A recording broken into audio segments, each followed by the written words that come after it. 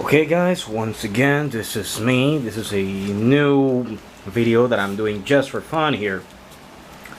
This is going to be a review, a little bit different from my previous, not a review once I correct myself, because as I said before, I'm not a reviewer. I'm sorry for that. This is something that I would like to talk about for all of you out there who like comic books. I just recently bought this. This is the Amazing Spider-Man, the complete clone saga epic for those of you who really hate clones, and for those who love clones, I don't care. Well, this is a book or a compilation of stories that, believe it or not, this goes for you out there, the ones who are reading comics, right now, let's say for the past few years, and who know everything. This was the storyline, the saga, or story, that almost brought Marvel Comics' flagship character, Spider-Man, down.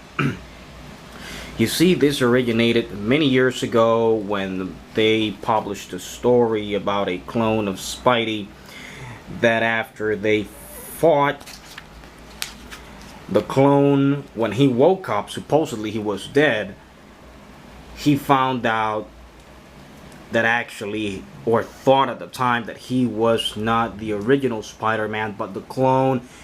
And then, from that point on, and the whole story, or let's say all hell broke loose. I consider this story to be very interesting story. The problem with the Clone Saga came when, unfortunately, they stretched it out too far, too thin. I don't know if I'm saying this correctly.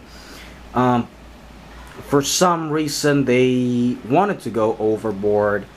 They did go beyond the limits or the established boundaries. In fact, I remember when they substituted Peter Parker for Ben Reilly, that is, Ben Reilly, who was the Scarlet Spider or the clone, they, in a story which I do not know, I think it has not been released as of yet, I think it's in the Maximum Clonage, Alpha or Omega, I don't remember right now, where they plain simply revealed, so to speak, Ben Reilly as the original Peter Parker, and Peter Parker being the clone. Well, to put it simply, this is a story, in my opinion, the background is very interesting, but it almost destroyed Spider-Man completely.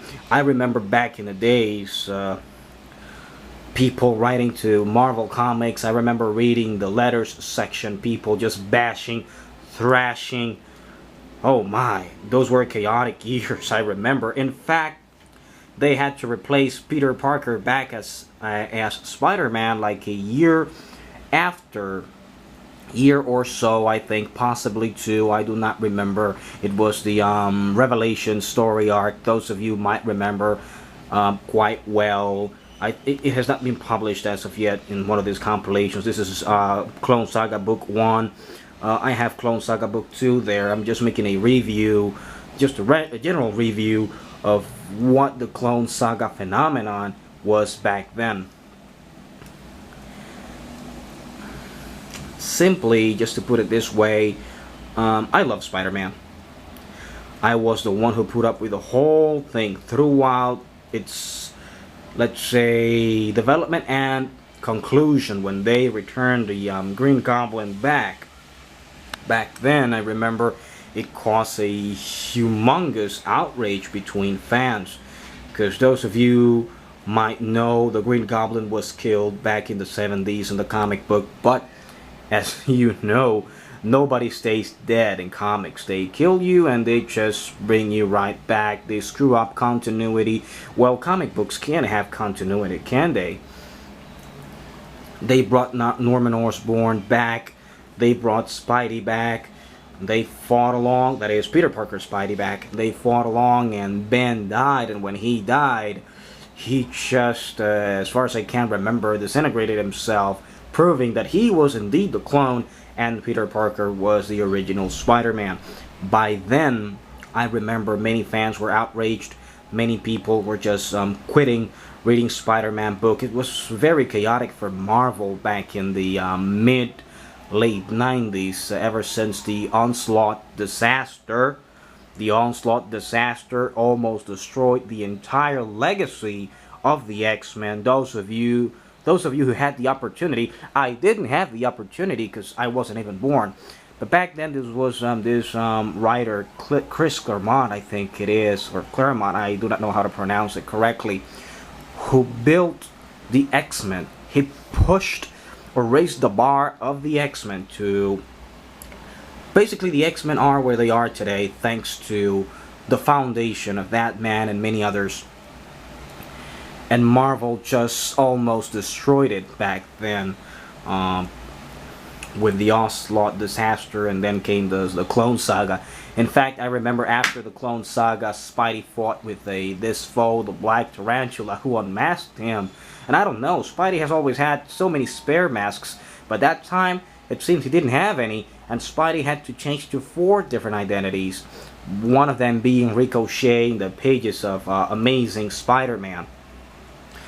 The other 3 were spread across Spectacular Spider-Man, Peter Parker Spider-Man, and Sensational Spider-Man, I think it was back then. Nevertheless, once again, this is a commentary of one of my favorite superheroes, Spider-Man. I know that most of you out there, there's a Scarlet Spider, that's Ben Reilly. For me, it was a very cool character. They shouldn't have killed him off, but I think they brought her back. You know, in comics, nobody stays dead. I have somewhere... I'll be making a comment of Spider-Man Clone Saga, the way it should have been told. Pretty interesting where they didn't kill him. This is the Web of Spider-Man, as you can see there. This is a paperback collection. You can see the Birth of Spider-Man storyline. This is basically the story that almost destroys one of our most beloved and iconic characters in comic book history. Yes, one of the most beloved and iconic characters. And I say this not because I'm a Spider-Man fan, but as you can see, Spider-Man is a character that always stays fresh. Ever since that's the Jackal over there. Ever since its inception in comic books back in the 1960s, he has always had the same costume, the same premise, and it has been able to stay fresh and anew and well liked by everybody, so to speak. Who am I? This is the clone being programmed. About cloning and programming, possibly I'll be making a video on my thoughts of that, because I do believe that clones exist and walk among us. That's the clone realizing that he was the clone. Actually, that's when all hell broke loose. Over here we have a shock to the system. That is the clone regretting that he is a clone. Aunt May. Oh well, lovely Aunt May. Let's see. This is the artwork by John Romita Jr., by the way.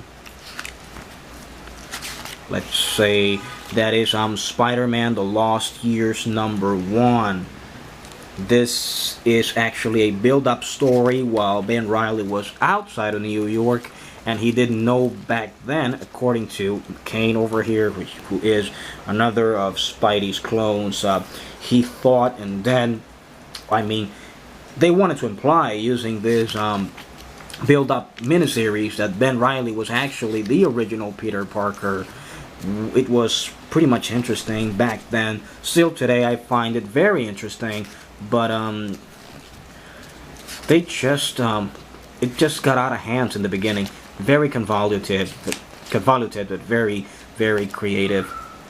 This is Dr. Judas Traveler there. Well, anyway, this is just Venom, one of the coolest Spidey villains that I've ever seen. There's a Scarlet Spider kicking the crap out of him. Nevertheless, guys, it's a pretty cool shot of Venom right there. This was in the post-Maximum Carnage day. There's one of the symbiotes, the post-Maximum Carnage days. Nevertheless, this is just a commentary on one of the most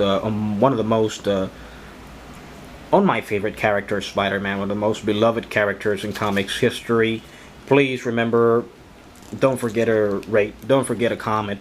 Any comment is appreciated. This is just an opinion of somebody who loves comic books, and I know you do out there. A lot of you, not all of you. We can't, be the same and think all the same. But anyway, there it is.